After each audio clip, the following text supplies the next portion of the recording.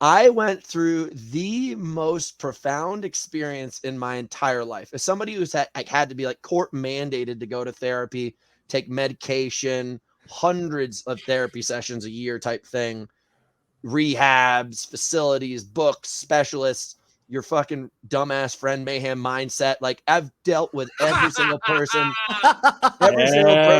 who is supposed to be a good person at this kind of stuff. And they do nothing. They take paychecks, they take your money. That's what they're good at. But I've really struggled to find anybody who understands anything about humanity or the human experience. They read a book, then they regurgitate it to you, then they take your paycheck, and the cycle continues.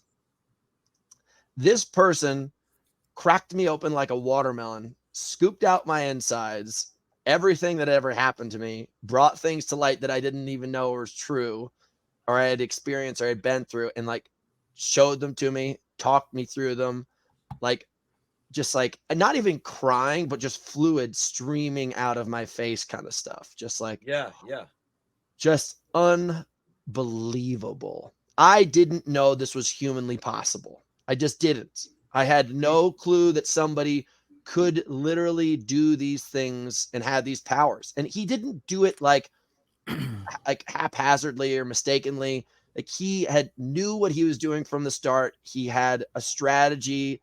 It was profound. It was profound. And I feel like an entirely different person.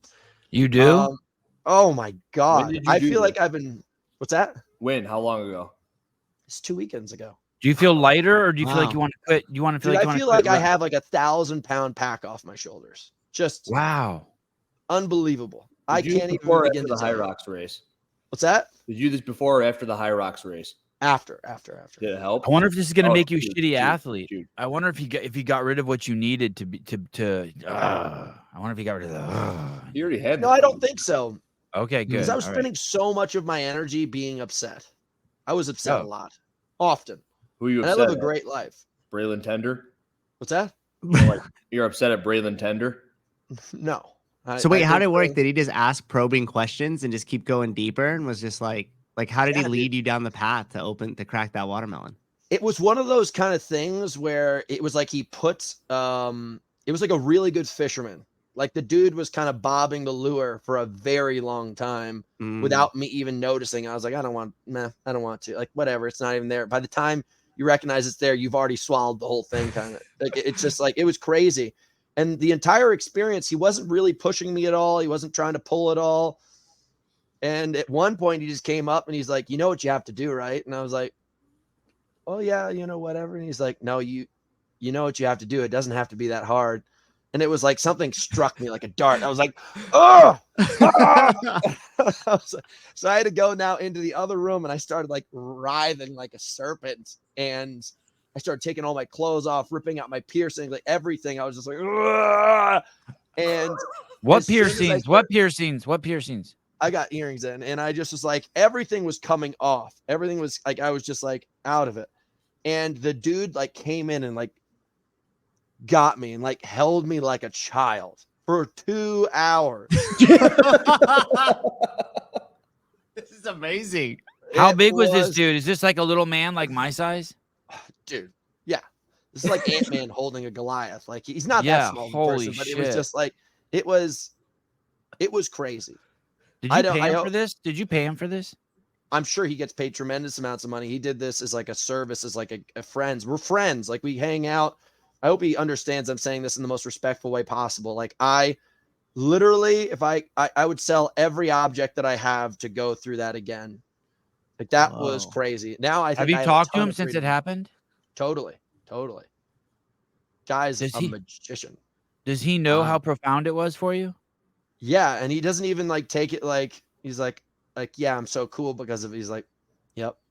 I'm so, Why do you go and see that person? Did you expect that to happen, or were you like, no way in hell? Not at all. This wasn't for me. It was originally for my friend. That's why I said I was just gonna have like a thigh slapper. Like, let's get high, boys. And you didn't want to babysit your friend, and you knew this dude babysitted people when they were on drugs, so you brought him in. I just my buddy had just turned 40. I was like, why not start the next chapter of life with a little bit of a zinger? Did that dude take any mushrooms? Did the shaman take any? Yeah, I believe so. Yeah. Hey, I want to see this shaman. I'm into it. Dude, I'm not gonna lie. I don't know how much money it costs, and I'm not trying to sell you Paid guys. for it. I think you should pay 3 easy payments to Mayhem Mindset right now. No, Hiller, you would do that? You would do mushrooms with Hunter? Absolutely. Amazing. I've never done them, but I'm not afraid of them. Amazing. I can't Oh, even wow. tell you guys. Would you do it again with Hiller? Oh, fuck yeah, dude. If Can I we could record give it? anybody that experience, I would. After Behind the I see scenes. what it, yeah. Can I wear a GoPro? I don't think that would help. I think No, you we can freak both out. wear them. It's not supposed to help. It's I don't supposed to think be you want to awesome. watch back and see what I don't want to see myself in that place. I wonder if it would make it worse. It would ruin it. Dude, I had my other friend to come and like cradle me too. Because once I had gone through the whole thing, I was like, I don't know if it's safe over here. Hey, dude, there are these people I knew that did something like what you're describing, and they were never the same. In a good way or a bad way? And well, it depends on who you ask, because I would say it wasn't the best way. I'm sure they would be enlightened, and they'd be like, "This is the best decision I ever made." And I go, "Well, dude, you're almost homeless." Yeah. Well, dude, I have this happened conversation to all me. the time where I can't decide whether or not being homeless or a billionaire is the best decision. Because, like, do you want to have absolute freedom by being so rich you're no longer on the board anymore? Or do you want to be so homeless and so free that you never have a board? Where It's do like- you stand on that spectrum now? Because last time we talked, you wanted to be so rich you were off the board, and now, Well, are you saying you want to be homeless because of the shaman? no. I've just had the conversation in my head enough. If you're not having the conversation, then you're on the board and you don't even know you're on it. The thing for me is like I want to have a family. Like I was raised in a great family. I want to continue that experience. I think it's our responsibility of human beings, if you are a good person, to continue to create good energy that's going to move forward. Like if you're a toothless idiot, like it's probably best that you stay that way and stay by yourself. But you know, for me, like I want to continue that, and I can't provide in the homelessness. Like I think if I moved into the jungle and we just ate like papaya fruit and stuff like that and sat around a fire, I could totally take care of them.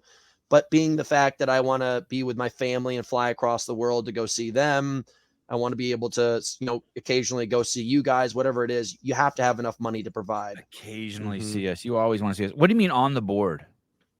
On the board, like a handful of years ago, I recognized like you have to be an idiot not to notice this, but no, that's rude of me to say. You said We're all- everyone's an idiot, we're all- though. all the time.